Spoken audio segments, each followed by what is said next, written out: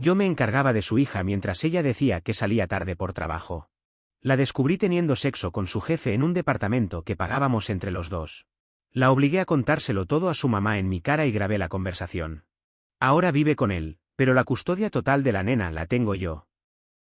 Tengo 39 años. Vivo en las afueras de Denver, Colorado, y me casé con mi esposa cuando ambos teníamos 29. Nos conocimos en una fiesta universitaria en Boulder, y nos fuimos juntos a la vida adulta como dos idiotas enamorados. Tuvimos 2 hijos, uno de 8 y otra de 5. Pensaba que lo más complicado que me iba a tocar afrontar era explicarles a ellos cómo funciona el mundo. No que me tocara destrozarles la imagen que tenían de su madre. Todo empezó con detalles tan chicos que me daban vergüenza pensar que podía estar sospechando algo. Un perfume nuevo, respuestas cortantes cuando le preguntaba por su día, ese modo frío de besarme por la mañana. Pero después, lo noté con más fuerza.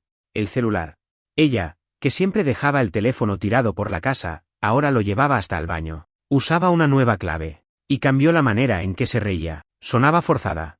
Como si todo en su vida estuviera ensayado. Y yo, que me levantaba todos los días a las 5 para ir al trabajo, empecé a dormirme con esa sensación en el pecho de que algo no cerraba. Durante semanas, me repetí que estaba siendo paranoico, que seguro era el estrés, que estaba sobrepensando. Pero un martes, en un Starbucks cerca de mi oficina, mientras esperaba que me sirvieran un latte, vi algo que me partió al medio. ¿Ella?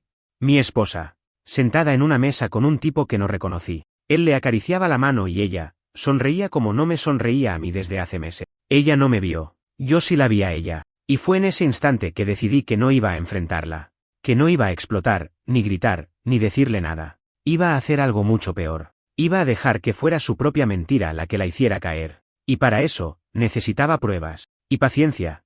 No soy un genio de la tecnología, pero sé buscar lo que necesito. Instalé un software espía en una tablet vieja que sabía que ella usaba para ver Netflix. En menos de 2 días ya tenía acceso a parte de sus mensajes, aunque no todos, pero bastó para empezar a conectar los puntos. El tipo con el que se veía trabajaba con ella en una oficina de seguros en el centro. Había empezado en abril. Los mensajes eran tontos, casi adolescentes. ¿Te extraño?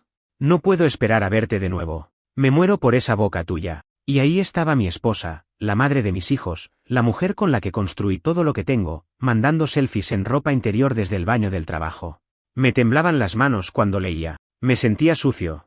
Como si fuera yo el que estaba haciendo algo malo. Pero no paré. Cada mensaje nuevo era una puñalada. Y con cada uno me convencía más de que no merecía saber que yo ya lo sabía. Que debía seguir mintiéndome. Porque esa mentira se iba a convertir en su cárcel. Yo solo tenía que asegurarme de tener la llave. Empecé a hacerme el idiota con una dedicación casi artística. Le llevaba el desayuno a la cama. Le decía que estaba más linda. La dejaba salir con las chicas sin preguntar ni una vez con quién iba. Me preguntaba si me estaba volviendo loco. Porque todo esto lo hacía sabiendo que después ella se metía en un motel barato con otro tipo, que seguro la tocaba con las mismas manos que yo usaba para cargar a nuestra hija. Pero el peor momento, la escena que me rompió por dentro, fue el cumpleaños de nuestro hijo. Ella y yo, frente a toda la familia, sacándonos fotos, abrazados, y el celular vibrando en su bolso con un mensaje que decía, no puedo dejar de pensar en anoche. Me volviste loco. Esa noche lloré como no lloraba desde que enterramos a mi madre, pero lo hice solo, en silencio, en el garaje, como un perro herido. ¿Y sabes qué es lo peor? Que aún así, parte de mí quería creer que había un error, que todo se podía arreglar, que en algún momento se iba a dar cuenta del daño que estaba haciendo. Pero la verdad, la que duele, es que nunca tuvo esa intención. Ella ya se había ido, solo que todavía vivía en esta casa. Después de esa noche en el garaje, no me quedó ninguna duda, ya no estaba con mi esposa, estaba compartiendo techo con una impostora. Alguien que se parecía a ella, pero que en algún punto, quizás meses atrás, dejó de ser mi compañera de vida y se convirtió en una desconocida que usaba mi apellido y mi café favorito sin pensar 2 veces en lo que estaba haciendo. Mi primera reacción fue pensar en los chicos. Lo más jodido de todo esto es que los nenes no tienen ni idea de lo que pasa. Ellos la siguen viendo como su mamá amorosa, la que les da helado de desayuno cuando no estoy, la que los arropa a la noche y les canta canciones viejas de Disney. Ella todavía cumple ese papel con la misma dedicación que antes, como si no existiera el otro lado de la moneda. Pero yo sí lo veo. Yo sé lo que hace cuando dice que va a quedarse tarde en la oficina. Yo sé que ese perfume nuevo no es para una reunión con cliente. Yo sé que no trabaja ni media hora extra los viernes. Todo eso lo sé porque empecé a seguirla. No fue difícil. Ella cree que soy un tipo rutinario, distraído, que después del trabajo solo quiere una cerveza y la TV. No tiene idea de que llevo semanas armando un dossier con fechas, lugares, capturas de pantalla, hasta entradas al motel donde se ven. Una vez, incluso, me crucé con el amante en un Home Depot. El tipo ni me miró. No tenía ni puta idea de quién era yo. Y me quedó claro que, si se daba el momento, no tendría problema en cruzar la línea otra vez, con cualquier otra mujer casada. Hay hombres así. Hombres vacíos. La parte más difícil fue mantener la máscara puesta, porque no soy un actor. Nunca supe mentir. Pero me forcé. Aprendí a actuar como si todo estuviera bien. Me reí de chistes que me daban náusea. La besé sabiendo que el cuerpo de ella ya no era solo mío. Cociné cenas familiares mientras contenía la rabia de saber que esa misma tarde estuvo con otro tipo. Y sí, suena enfermizo. ¿Por qué no la confronté? ¿Por qué no la eché a la mierda con todas las pruebas en la mano? Porque quería más. No por venganza, ni por orgullo. Quería que se hundiera en su propia trampa. Quería verla romperse por dentro al ver que yo lo sabía todo, y aún así seguía tratándola como si no pasara nada. Durante ese tiempo, ella empezó a cambiar más todavía. Se volvió gentil. No conmigo. Con todo. Como si cargara una culpa pero no supiera de dónde venía. Me preguntaba si me sentía bien. Me compraba mis cervezas favoritas sin que se lo pidiera. Me dejó una nota en la mochila un día, escrita a mano, que decía: gracias por ser tan paciente conmigo, estoy rara últimamente, pero lo valoro. Me la pasé una hora entera mirando esa hoja. ¿Era un intento de limpiar la conciencia?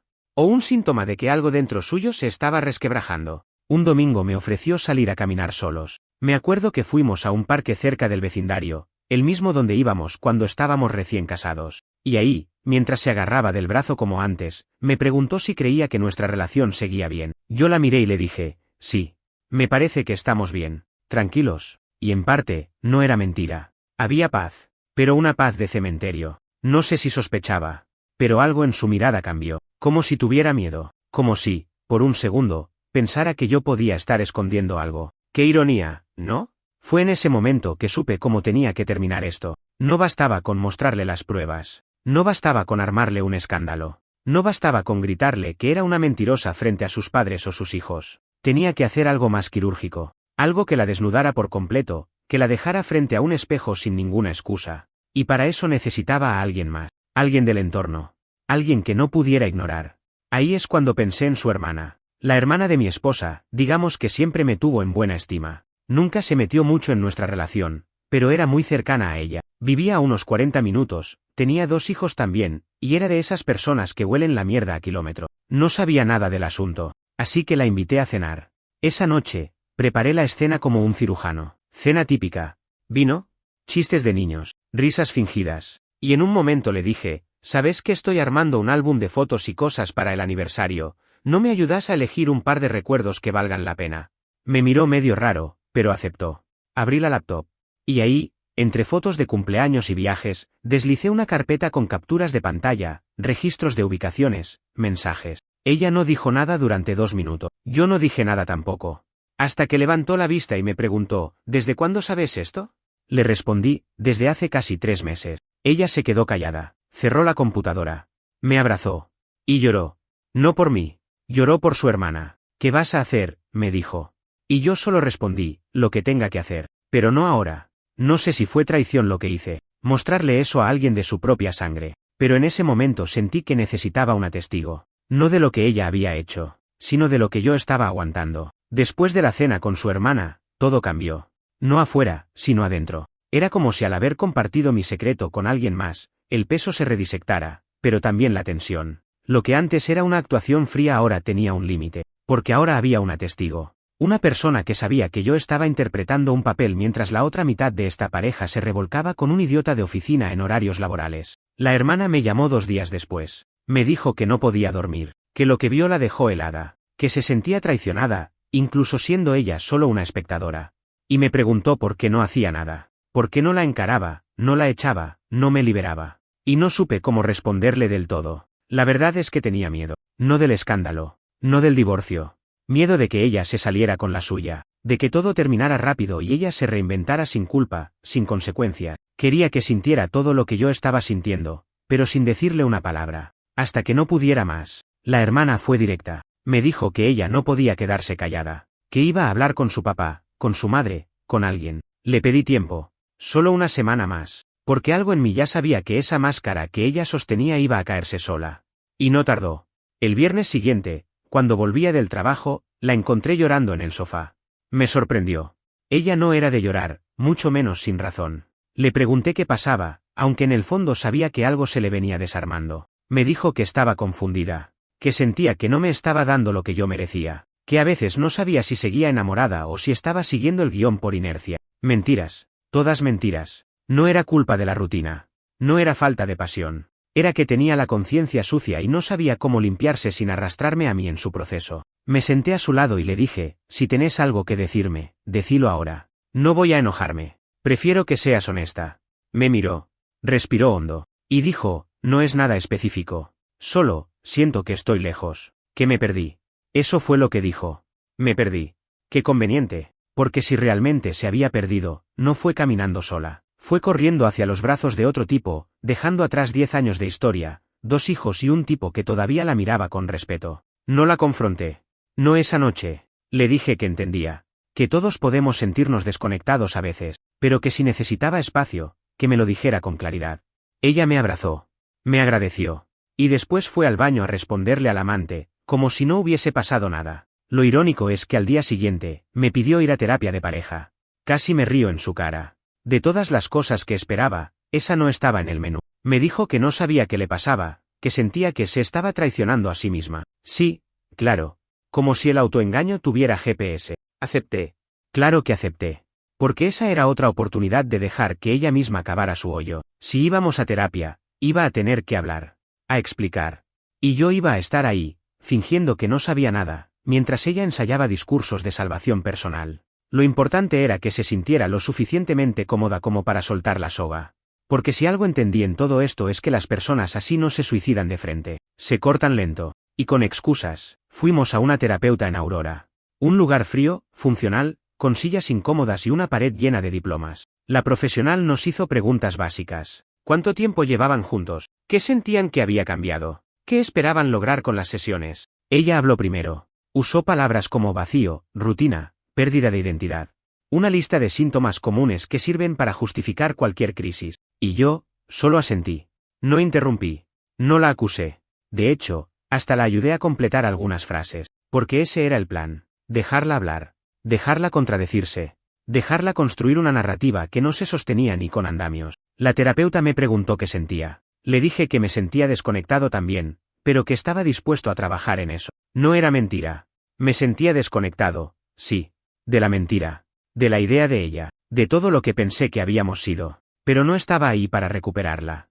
Estaba ahí para ver cuán lejos estaba dispuesta a llevar su actuación. Salimos de la primera sesión con un ejercicio para hacer en casa. Escribir cada uno una carta al otro sobre cómo nos conocimos y por qué decidimos estar juntos. Pura basura romántica. Lo hice igual. Y ella también. Pero la suya, fue lo que me partió. No por lo que dijo, sino por lo que no dijo.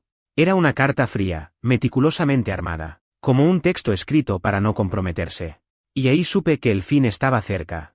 No porque lo dijera explícitamente, sino porque se notaba que no sabía cómo fingir más. Después de esa carta, empecé a contar los días. Sentía que estaba frente a un edificio que se tambaleaba y solo le faltaba una ráfaga más para venirse abajo. Cada cosa que hacía ella parecía un intento desesperado por sostener la farsa, como si aún creyera que podía mantener 2 vidas en paralelo y que ninguna se iba a cruzar jamás. Pero ya no era solo su problema, porque con cada sesión de terapia, con cada palabra cuidadosamente elegida, ella me regalaba más pruebas, más inconsistencias, más frases que luego no podía sostener. Y yo, como el idiota calmado que aparentaba ser, simplemente seguía tomando nota. La terapeuta, para su crédito, no era estúpida. Notaba la tensión. Notaba que había algo que no decíamos, algo que no estaba en la superficie. Pero tampoco era su trabajo descubrir secretos. Su tarea era guiarnos a reencontrarnos. Y mientras mi esposa seguía hablando de su desconexión emocional, yo pensaba en los mensajes con emojis de corazones y frases como dormí soñando con vos que le mandaba a ese otro tipo cada noche, mientras yo preparaba la vianda de los chicos para el día siguiente.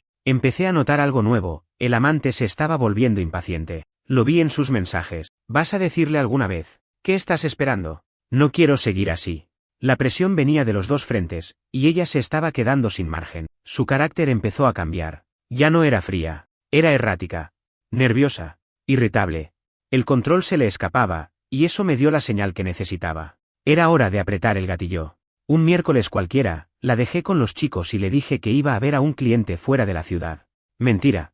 Me tomé el día libre, fui directamente al trabajo de su amante. No entré. No hablé con nadie. Solo esperé en el estacionamiento a que saliera. Cuando lo vi, no hice escándalo. No lo enfrenté.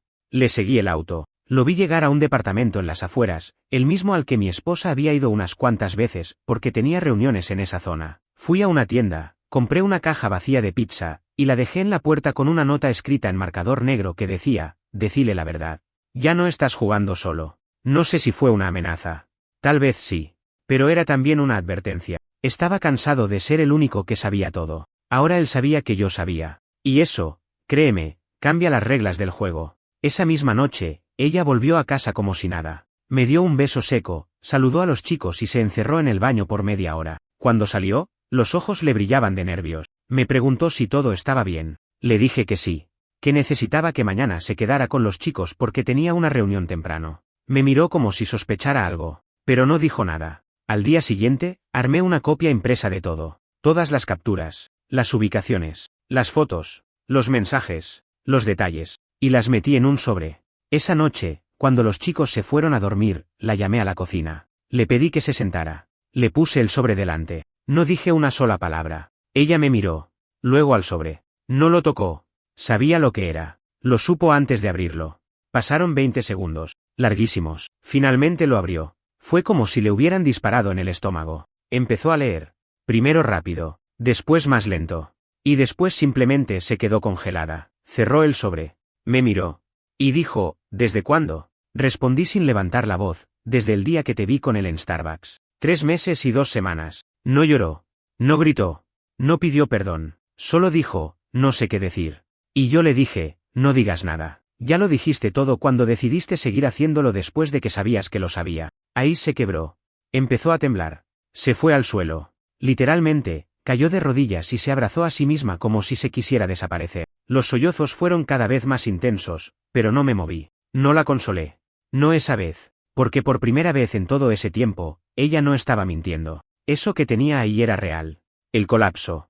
El derrumbe. Le dije que ya había contactado a un abogado. Que tenía el borrador del acuerdo de separación. Que ella podía quedarse en la casa hasta que resolviéramos la custodia, pero que desde ese momento, yo dormía en otra habitación. Y que, por respeto a los chicos, no iba a hacer ningún escándalo público. Pero si ella se atrevía a presentarle a ese tipo a nuestros hijos en algún momento del proceso, yo me iba a encargar de que toda su familia supiera exactamente con quién se estaba metiendo. Me miró como si no me reconociera.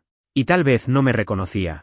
Porque lo que tenía enfrente no era el esposo paciente que ella pensaba que podía manipular.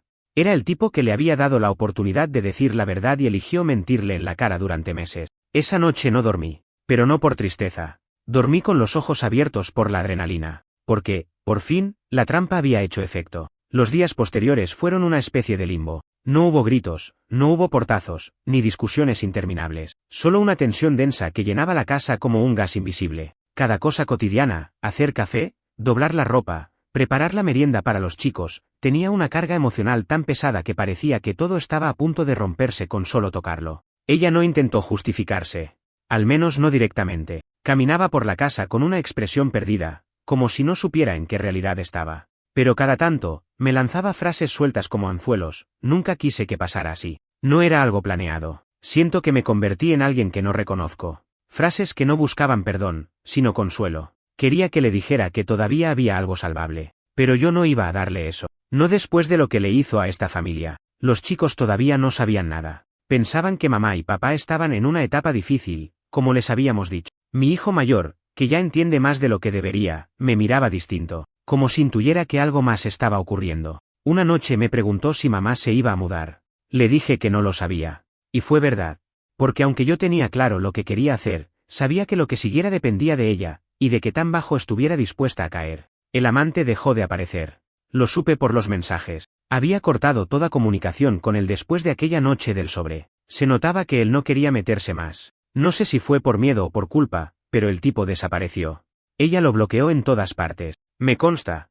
No porque creyera en su palabra, sino porque aún tenía acceso a casi todo. Y sí, todavía espiaba. No por morbo. Por necesidad.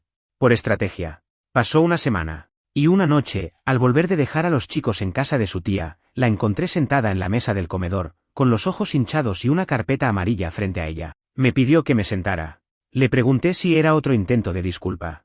Me dijo que no, que era la historia completa. Dentro de la carpeta había una carta, larga, escrita a mano, con cada detalle del engaño, desde cómo empezó hasta cómo terminó, los días, las excusas, las cosas que le decía a él sobre mí, todo.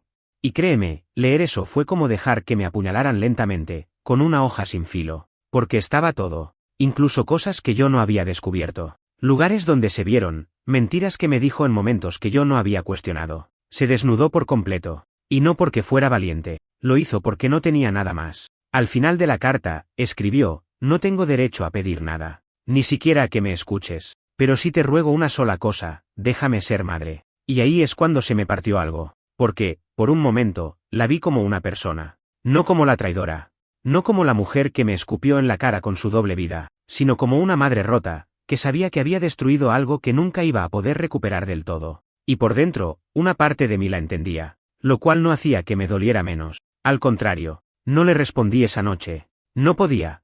Me fui a dormir a la habitación de invitados, con esa carta en la mano, y no pude pegar un ojo. Cada línea era un recordatorio de mi propia humillación. Porque sí, más allá del dolor, lo que sentía era una vergüenza brutal. Vergüenza por no haberlo visto venir. Vergüenza por seguir durmiendo bajo el mismo techo. Vergüenza por los abrazos que le di mientras ya no era mía. No sé si alguien que no pasó por esto puede entender lo que significa vivir con la imagen de una traición en tiempo real, como una película que no podés pausar. El fin de semana siguiente fue mi turno. Le dejé una nota. Le dije que iba a estar fuera por 3 días, que no me llamara. Me tomé una cabaña en las afueras, con vista a un lago. No para relajarme, sino para terminar de decidir. Llevé la carta, llevé las pruebas, llevé una copia del acuerdo de divorcio.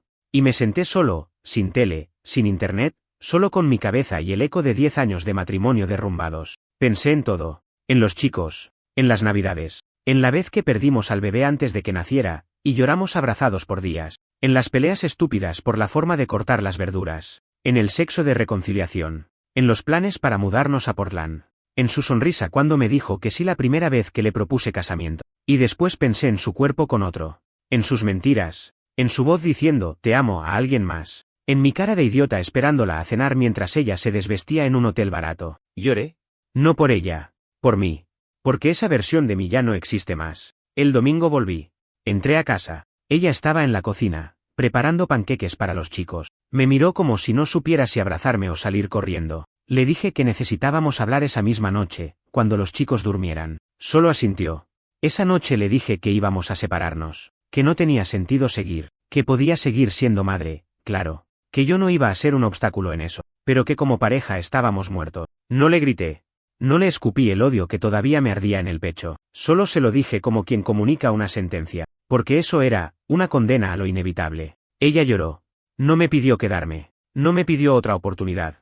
Solo dijo, lo entiendo, lo merezco, y por primera vez, le creí. La separación comenzó como un acuerdo silencioso. Nada de abogados enloquecidos, nada de disputas por propiedades o insultos cruzados por mensajes. Era más un acuerdo tácito de 2 personas que se habían destruido mutuamente, pero que aún tenían que seguir funcionando como adultos por una sola razón, los chicos. Pasamos de dormir juntos a vivir como compañeros de casa. Ella en el cuarto principal, yo en el de invitados. Nos cruzábamos en la cocina, en la entrada, en los pasillos, como 2 desconocidos que por alguna razón compartían cuenta bancaria y apellido. Lo extraño era lo fácil que resultó acostumbrarse. Después de todo, hacía tiempo que ya no compartíamos nada real. Solo que ahora todo estaba dicho. Los chicos, claro, notaron algo. ¿Por qué dormís en otra pieza, papi?, me preguntó mi hijo. Le dije que a veces los grandes también necesitan espacio, que seguíamos siendo familia. Me miró como si no terminara de comprarlo, pero asintió. Tiene 8 años, pero entiende más que muchos adultos. Ella, por su parte, entró en una especie de duelo que no me esperaba. No fue una víctima, ni una actriz. Fue algo mucho más crudo, un cuerpo sin brújula. Dejaba de comer. Pasaba horas sentada frente a la ventana, sin celular, sin televisión, sin distracciones. Se aisló incluso de su familia. Rechazó ir a reuniones, dejó de ir al gimnasio, incluso canceló salidas con sus amigas. No intentó convencerme de quedarme. No intentó justificar nada. Solo se apagó. Y eso, paradójicamente, fue lo que más me jodió. Porque verla rota me devolvía parte de mi humanidad. Me hacía dudar de mi decisión. Me preguntaba si estaba haciendo lo correcto, si quizás había un mínimo rincón para reconstruir. Pero cada vez que esa duda se colaba, Solo tenía que cerrar los ojos y recordar los mensajes, las fotos, su sonrisa en el Starbucks. En una de esas noches silenciosas, la escuché llorar. Me levanté sin hacer ruido. Fui hasta la puerta de su habitación. No toqué. No dije nada. Me quedé del otro lado, apoyado contra la madera. Y ahí escuché su voz, bajita, apenas un murmullo. ¿Cómo carajo hice esto? Una parte de mí quería entrar, abrazarla, decirle que todo iba a estar bien, pero no lo hice, porque no era cierto, y porque yo no era ese tipo más. Una semana después tuvimos la primera charla real desde la decisión. Fue en la cocina, con las luces apagadas, sentados frente a frente con un vino que nadie quería tomar. ¿Tenés pensado salir con alguien más?, me preguntó. La miré. No supe si era celos, o simple curiosidad. Le dije que no, que por ahora solo pensaba en mí, que necesitaba encontrarme de nuevo, porque el tipo que era antes de esto ya no estaba. Y el que quedó, todavía no sabía quién era. Yo tampoco, me dijo. Y después bajó la cabeza. No quiero que nadie me vea como me veo yo. Esa frase me quedó clavada. Porque por primera vez entendí que su castigo real no era el desprecio, era el espejo. Tener que vivir con lo que hizo. Porque una cosa es mentirle a tu pareja. Otra, mucho peor, es llegar al punto en que no podés mirarte sin asco. Los días pasaron. Coordinamos una mediación para manejar la separación legal sin convertirlo en una batalla. Dividimos cuentas, establecimos horarios compartidos para los chicos, y firmamos los primeros papeles del acuerdo. Todo de forma limpia, sin gritar, sin ensuciar a los nenes. Parecíamos dos adultos funcionales que simplemente se habían rendido. Pero no era eso, al menos, no para mí. Yo no me rendí. Yo la vi tirarse por el barranco, y elegí no seguirla. Una tarde, ella me pidió acompañarla a hablar con sus padres. Le pregunté si era una emboscada emocional. Me dijo que no, que solo quería que supieran lo que pasó. Que estaba harta de que pensaran que yo era el malo por alejarme de ella sin motivo. Acepté, con la condición de que hablara ella, que dijera todo. Sin filtros, fuimos a su casa. Su mamá, que siempre me trató como un hijo más, me abrazó como si nada. Me preguntó si estaba comiendo bien. Su papá fue más frío. Nunca entendió la distancia entre nosotros en los últimos meses. Entonces ella habló. Y lo dijo. Con lágrimas, pero sin escapar. Les contó que me fue infiel. Que lo sostuvo durante meses. Que cuando la descubrí, no la eché, pero que la relación murió ahí. Su mamá se quedó sin aire. Su papá cerró los ojos y bajó la cabeza. No entiendo cómo pudiste hacer algo así, le dijo él. Ae. No sentí placer en eso. No me vengué. No gané. Solo vi cómo, por fin, dejaba de esconderse, cómo dejaba de usar excusas, y asumía el daño. Para ellos, para mí, para ella misma. Después de eso, la relación se volvió más humana. No cercana, pero más sincera. Empezamos a hablarnos con respeto. Coordinamos tareas de crianza sin pasarnos facturas. No éramos amigos, ni enemigos. Éramos dos sobrevivientes del mismo incendio. Un día, mientras los chicos dormían, me dejó una nota en la cocina. No voy a pedirte nada, pero te agradezco no haberme destruido cuando pudiste. Hiciste lo que muchos no podrían. Nunca voy a dejar de cargar con esto, pero te juro por nuestros hijos que ya no voy a esconderme más. Y, por una extraña razón, sentí alivio. No perdón, no consuelo, pero alivio. Porque al fin, después de tanto, el silencio había dicho todo lo que hacía falta. Llegado ese punto, ya no se trataba de ella. No realmente. La separación estaba en marcha, las conversaciones eran civilizadas, el ambiente era tolerable, y los chicos no lloraban por las noches. Desde afuera, podía parecer que todo estaba bajo control. Pero por dentro, yo era un esqueleto tratando de moverse como si todavía tuviera carne. La gente asume que lo más difícil es la traición, la infidelidad. Pero no. Lo más difícil es lo que viene después, la sensación de que toda tu identidad se construyó sobre algo que nunca existió como vos pensabas. Es mirar al espejo y preguntarte si sos la misma persona que antes, porque ella me fue infiel, sí. Pero lo peor es que me obligó a convertirme en alguien que no sé si quiero ser. Yo era un tipo normal, laburador, leal, un padre comprometido, un esposo presente. Nunca fui perfecto, pero siempre fui constante. ¿Y ahora, qué era?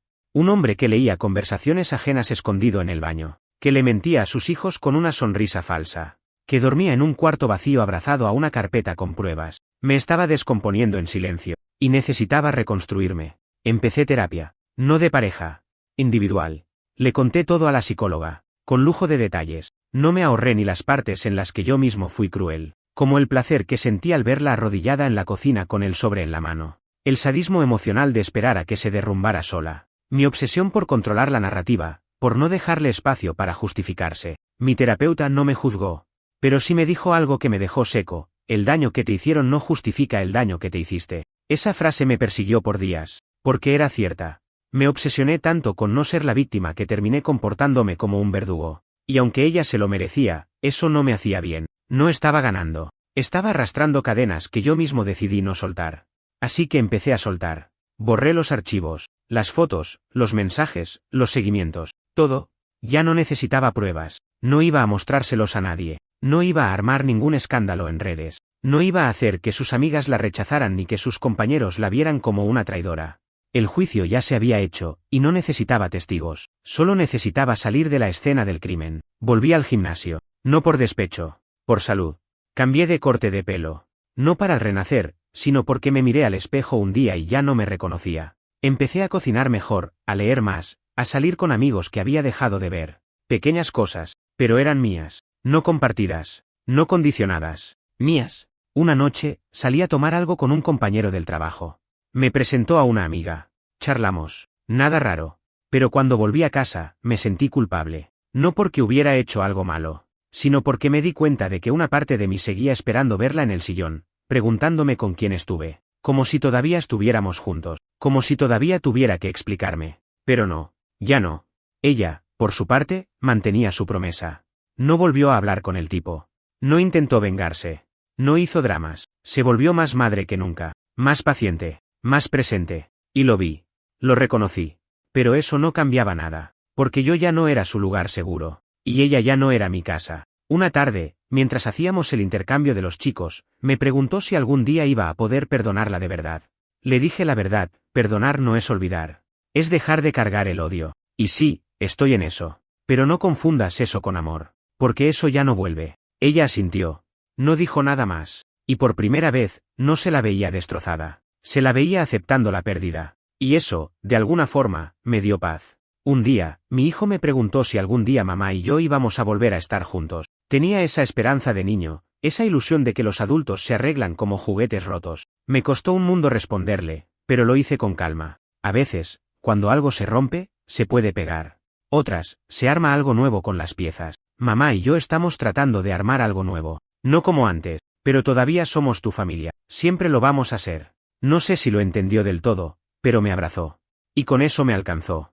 Ese mismo mes firmamos los papeles. Separación oficial. Sin juicios. Sin drama. El juez dijo que éramos una de las parejas más civilizadas que había visto en años. Me dieron ganas de reírme en su cara. No sabía lo que habíamos vivido. No sabía lo que escondía ese silencio. Pero igual, agradecí. Porque si algo hicimos bien, fue no arrastrar a los chicos al infierno. Esa noche, ella me mandó un mensaje: gracias por no destruirme. Aunque lo merecía. Le respondí: no lo hice por vos. Lo hice por mí. Porque eso era, finalmente, lo único que quedaba en pie, mi decisión de no convertirme en el tipo que el dolor quería que fuera. El día en que llegó la confirmación oficial del tribunal, no sentí nada. Ni tristeza, ni alivio. Solo vacío.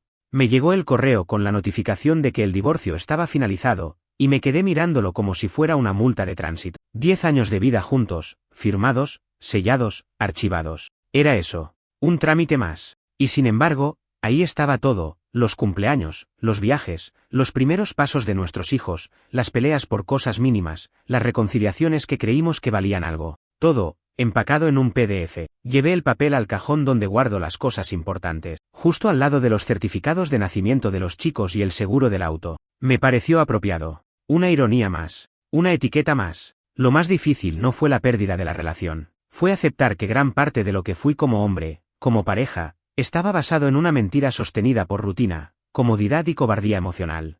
Ella me traicionó, sí. Pero yo también me traicioné, aceptando menos de lo que merecía durante demasiado tiempo. Ahora lo entiendo. Me mudé a un departamento más chico, cerca del colegio de los chicos. Quería estar a mano. No por conveniencia, sino porque los necesito cerca. Son lo único puro que quedó de esa historia. Ellos no entienden del todo qué pasó. Solo saben que mamá y papá ya no están juntos, pero que no se pelean. Y eso, para ellos, parece suficiente. Ella se quedó en la casa. La compramos juntos, pero el acuerdo fue justo. No quise pelear por ladrillos. Prefiero construir mi propio espacio con lo poco que tengo y lo mucho que aprendí. La última vez que la vi fue en una obra escolar. Nuestro hijo recitó unas líneas vestido de árbol, y nuestra hija cantó desafinada en el fondo. Fue hermoso. Ella y yo nos sentamos separados. No porque estuviéramos mal, sino porque ya no era necesario compartir la misma fila. Nos saludamos con la cabeza. Una sonrisa corta, sin carga, sin tensión. Como dos personas que vivieron una vida pasada y se cruzan en el supermercado. Después del evento, los chicos se vinieron conmigo. Caminamos por el parque cerca del colegio, y el mayor me preguntó si yo era feliz. No supe qué decirle. ¿Cómo le explicas a un nene que la felicidad no es un estado, sino una reconstrucción constante? Le dije la verdad, estoy aprendiendo a serlo. Y se limitó a responder, yo creo que vas bien. Ese fue el mejor elogio que recibí en mucho tiempo. En las semanas siguientes empecé a salir un poco más. No citas, no romances, solo respirar. Ver gente. Escuchar historias que no tuvieran que ver con matrimonios rotos ni traiciones. Era necesario recordar que hay vida más allá del dolor. Empecé a escribir también. Un cuaderno con pensamientos, recuerdos, cosas que aprendí. No para publicarlos, para no olvidarme de todo lo que atravesé. Porque cuando uno sufre en silencio por tanto tiempo, corre el riesgo de normalizarlo. Y yo no quiero que mis hijos crean que aguantar es lo mismo que amar. Ni que perdonar signifique tragarse veneno con una sonrisa. Hace poco, me encontré con una amiga vieja. Charlamos de la vida, del trabajo, de cosas mínimas. Me preguntó si había alguien nuevo. Le dije que no, que por ahora estaba saliendo conmigo mismo. Se rió. Me dijo que sonaba a cliché de libro de autoayuda. Tal vez. Pero es cierto. Por primera vez en años, no necesito estar con alguien para sentirme válido, ni necesito que nadie me vea para existir. Y eso, para mí, ya es una victoria. A veces sueño con ella, con la versión de ella que conocí, no con la que terminó siendo. Y me despierto con una mezcla rara de nostalgia y alivio, como si visitara una casa vieja donde alguna vez fui feliz, pero ya no me queda espacio. No me molesta soñar con eso, es parte de mí, pero no quiero volver. Nunca más. ¿La perdoné? En parte, sí. No porque lo merezca, porque yo lo necesitaba. El odio me estaba comiendo por dentro, y un día me di cuenta de que seguir odiándola era como tomar veneno esperando que el otro se muera. Así que solté. No olvido. No quiero olvidar. Pero dejé de cargar el peso. ¿La amo? No, y no desde el rencor. Simplemente, ya no hay amor. Lo que hay es respeto por el rol que tiene como madre. Y distancia. ¿Mucha? ¿Volvería a estar en pareja? Quizás. Pero no ahora. Todavía estoy cicatrizando. Y prefiero sanar bien antes que llenar el vacío con otra persona.